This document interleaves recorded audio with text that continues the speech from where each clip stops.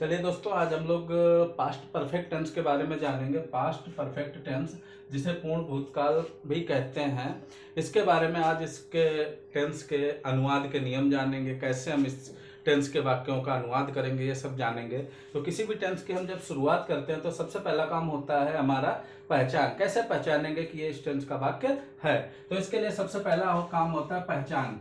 पहचान के लिए जो पास्ट परफेक्ट टेंस के हिंदी के वाक्य होंगे, जो हिंदी के वाक्य होंगे, वो हिंदी वाक्यों के अंत में, जो वाक्यों के अंत में हमें जो है कुछ चीजें दिखेंगी, जैसे चुका था, चुकी थी, या बोल सकते हैं कि लिया था, दिया था, किया था, पिया था, आदि शब्द आते हैं। आदि शब्द आते हैं। कुल मिलाकर हम ये कह सकते हैं कि पास्ट परफेक्ट टेंस में समय काम जो है हमारा पूरा हो चुका होता है। ठीक है, कुल मिला के ऐसे समझे कि चुका था, चुकी थी, लिया था, दिया था, किया था, पिया था, आदि शब्द आते हैं। उदाहरण के तौर पे हम देख लेते हैं। उदाहरण अगर हम एग्जाम्पल ले लें तो राम घर जा चुका था। राम घर जा चुका था, तो लास्ट में चुका था आ गया है, यानी राम घर पहुंच चुका था, तो ये चुका था वर्ड आ गया, तो ये पास्ट परफेक्ट टेंस का वाक्य हो गया। या दूसरा बोल सकते हैं कि उसने पानी पी लिया था। इसका मतलब हो गया है कि उसका काम पूरा हो गया था, वो पानी पी चुका था। सेंटेंस जो है देखा जाए तो लिया था आखिर में आ गया, या इस प्रकार से जितने भी वाक्य होंगे, लिया था, किया था, पिया था, आदि जितने भी वाक्य होंगे, वो सब पास्ट परफेक्ट टेंस के वाक्य कहलाएंगे। चलिए अब आगे हम बात करते हैं इसके अफर्मेटिव सेंटेंसेस की। अगर आप लिखना चाहते हैं तो लिख सकते हैं, स्क्रीनशॉट ले सकते हैं। चलिए बात करते हैं अब इसके अफर्मेटिव सेंटेंसेस की। पास्ट परफेक्ट टेंस का अफर्मेटिव हम कैसे बनाएंगे, क्या नियम है, उसके बारे में हम जानेंगे। उससे पहले अनुवाद के नियम के बारे में कुछ चीजें जान लेंगे हम। अनुवाद के जो नियम हैं, उनके जो सामान्य जो होंगे, वो चीजें हम जानेंगे इसमें। जैसे अनुवाद के नियम में पहला नियम हमेशा याद रखना, इस टेंस के वाक्यों को बनाने के रूप में लिए सहायक क्रिया के रूप में, हेल्पिंग वर्ब जो होती है, क्रिया हैड का प्रयोग होगा। एक वचन हो चाहे बहुवचन हो, दोनों के साथ, चाहे सिंगुलर हो या प्लूरल हो, हमारा सब्जेक्ट कैसा भी है, वो दोनों के साथ हम हैड का प्रयोग करेंगे। दूसरा होता है, हमेशा हमने बताया जब भी परफेक्ट बनाएंगे तो परफेक्ट में क्रिया की थर्ड फॉर्म का प्रयोग करेंगे। क्रिया की थर्ड फॉर्म, तृतीय अवस्था का प्रयोग करेंगे। ये दो नियम हमें ध्यान रखना है, बस, बाकी कोई दिक्कत नहीं है। आगे चलते हैं। पहला जो सेंटेंस हम बात करते हैं अफर्मेटिव, AFFIRMATIVE, अफर्मेटिव सेंटेंस बनाने का नियम। अफर्मेटिव सेंटेंस बनाने का नियम देखें। अफर्मेटिव सेंटेंस बनाने के लिए सबसे पहले अपना कर्ता बोले तो सब्जेक्ट जो काम को करे, उसके बाद हम बनाएंगे हैड, उसके बाद वर्ब की कौन सी फॉर्म, थर्ड फॉर्म, प्लस कर्म, प्लस अन्य शब्द। बहुत ही आसान है ये वाक्य बनाने, बहुत ही आसान है, इसमें कोई कठिनाई नहीं होनी चाहिए। एग्जाम्पल के तौर पे हम लिख लेते हैं कि राम पत्र लिख चुका था। राम पत्र लिख चुका था। हम इसको बनाना चाहते हैं, सबसे पहले हमने देख लिया चुका था है, कहने का मतलब ये पास्ट परफेक्ट टेंस का वाक्य है, कोई दिक्कत नहीं है, कोई डाउट नहीं है। अब हम इस वाक्य रचना पे जाते हैं। अफर्मेटिव का है तो सबसे पहले कर्ता। इस वाक्य में कर्ता क्या है? कर्ता जो काम को करे, यानी राम, राम लिख लिया। उसके बाद क्या है हमारा अगला, हैड, तो हैड तो लगना ही लगना, हैड। उसके बाद वर्ब की, वर्ब मतलब क्या काम हो रहा है, लिखा जा रहा है, कोई चीज लिखी जा रही है, तो और उसकी राइट लिखना की होती है राइट, और राइट की थर्ड फॉर्म होती है रिटेन द लेटर। हो गया। आप लोग इसका चाहें तो स्क्रीनशॉट ले सकते हैं, और आप लोग इसका स्क्रीनशॉट ले लीजिए। चलिए अब बात करते हैं नेगेटिव सेंटेंस। कैसे हम निगेटिव सेंटेंस बनाएंगे। उसकी निगेटिव सेंटेंस की बात होगी कि वाक्य रचना क्या है, निगेटिव सेंटेंस की वाक्य रचना किस प्रकार हम निगेटिव सेंटेंस बनाएंगे, उसके बारे में जान लेते। कोई खास अंतर नहीं है, केवल हेड के बाद नॉट लग जाना है, यानी कर्ता वही रहेगा जैसे हम पहले थे, हेड, उसके बाद नॉट लग जाता, बाकी सब सेम रहता। वर्ब की थर्ड फॉर्म प्लस कर्म और सबसे आखिर में अन्य शब्द। उदाहरण के तौर पे एक हम एग्जाम्पल ले लेते हैं। वह घर नहीं गई थी। तो ये हमने एक एग्जाम्पल लिया, वह घर नहीं गई थी। इधर वाक्य रचना में देखा, सबसे पहला हमारा है कर्ता। कर्ता क्या है? वह। गई थी स्त्रीलिंग है तो वह के लिए हम लगाएंगे सी।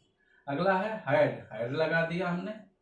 उसके आगे क्या है भैया? नॉट, नॉट हमने लगा दिया। उसके बाद क्या है? वर्ब की थर्ड फॉर्म। वर्ब क्या है? जाना। गई, कोई गया था तो गई की होती है, गई मतलब जाना, जाना की होती है गो। गो की थर्ड फॉर्म होगी गॉन। कहाँ? To house. बन गया, बहुत ही आसान है। इस तरह आप अन्य भी बना सकते हैं। बात होगी अब इंट्रोगेटिव सेंटेंसेस की। INTERROGATIVE इंट्रोगेटिव सेंटेंस हम कैसे बनाएंगे कि वाक्य रचना। ध्यान देना, आज हम दोनों वाक्य रचना एक साथ लिखेंगे। एक हमने बताया कि फर्स्ट टाइप होता है और एक हमने बताया है कि सेकेंड टाइप होता है। अंतर क्या होता है? कोई खास अंतर नहीं होता है।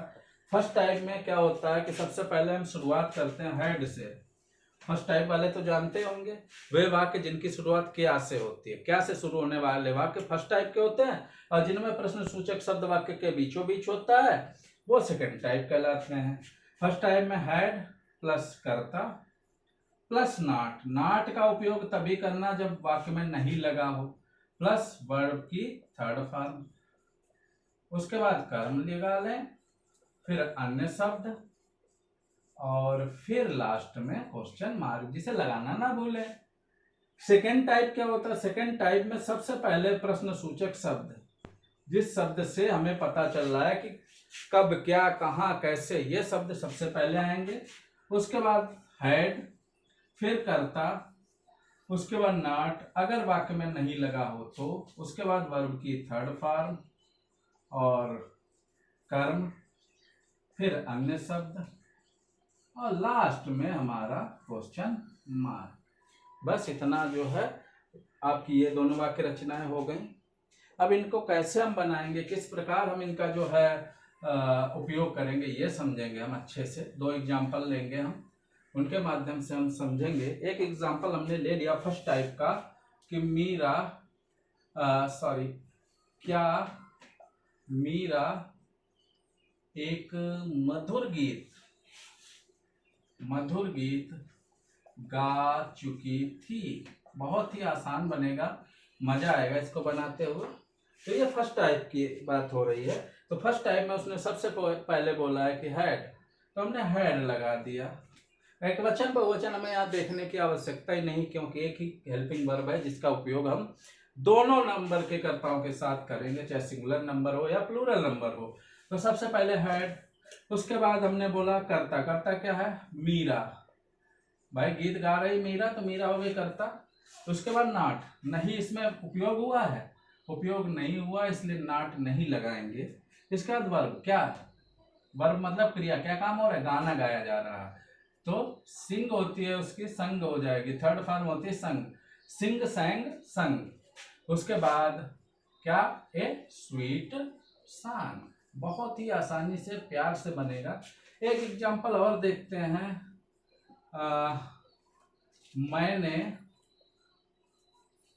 कल पतंग क्यों नहीं खरीदी थी। इसको हम बनाएंगे एग्जाम्पल के तौर पे।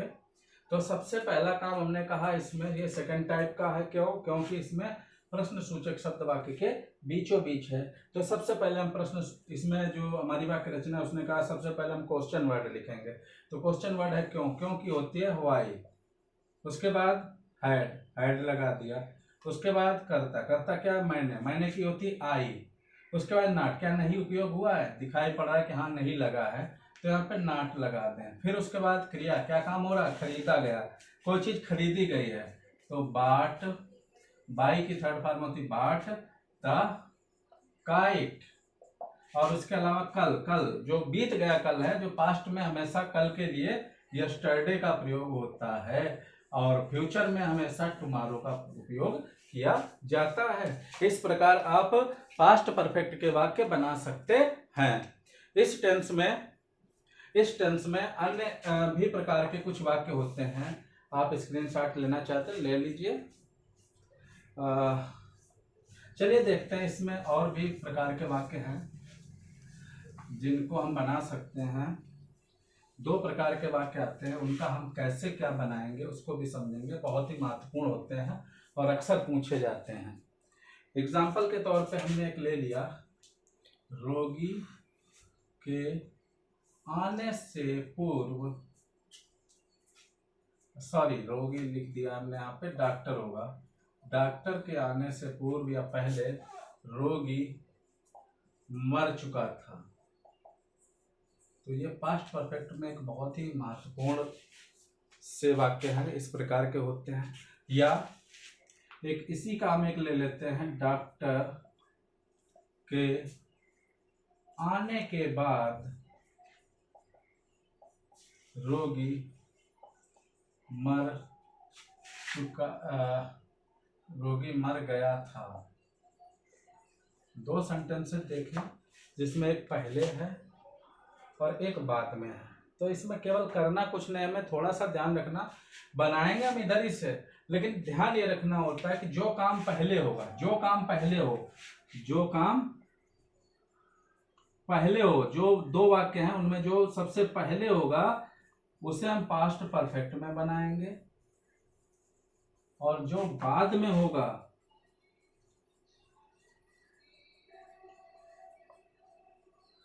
उसे हम पास्ट इंडेफिनिट में बनाएंगे।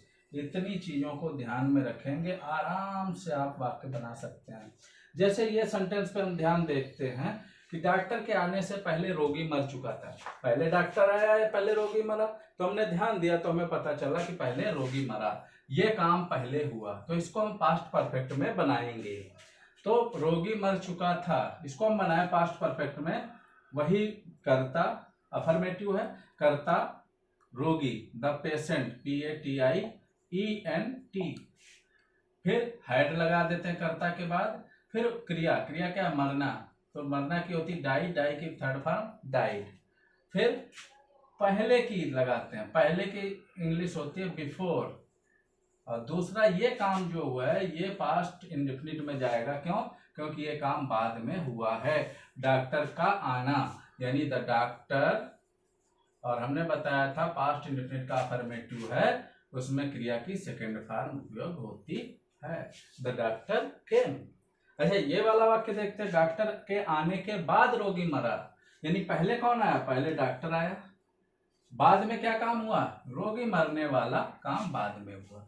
तो इसको बनाते हैं, ये बनेगा बाद में काम हुआ, तो ये काम जाएगा पास्ट इंडेफिनिट में। तो इसको हमने बनाया द पेशेंट PATIENT, और पास्ट इंडेफिनिट में कोई वर्ब अफर्मेटिव में हेल्पिंग वर्ब नहीं होती है, सीधे कर्ता के बाद क्रिया की सेकंड फॉर्म लगती है। क्रिया क्या, मरना, तो मरना की सेकंड फॉर्म होती है डाइड। फिर बाद की स्पेलिंग होती है आफ्टर, और ये वाला काम जो है डॉक्टर आया, ये क्योंकि ये काम पहले हुआ, ये पास्ट परफेक्ट में बनेगा after the doctor had come. तो इन दोनों सेंटेंसेस में केवल हमें एक चीज सीखने को मिली कि जो काम पहले होगा वो पास्ट परफेक्ट में, जो काम बाद में होगा वो पास्ट इंडेफिनिट टेंस में बनेगा। इन वाक्यों का आप अभ्यास कर सकते हैं अच्छे से, और ये वाक्य अक्सर परीक्षा में पूछे जाते हैं। धन्यवाद।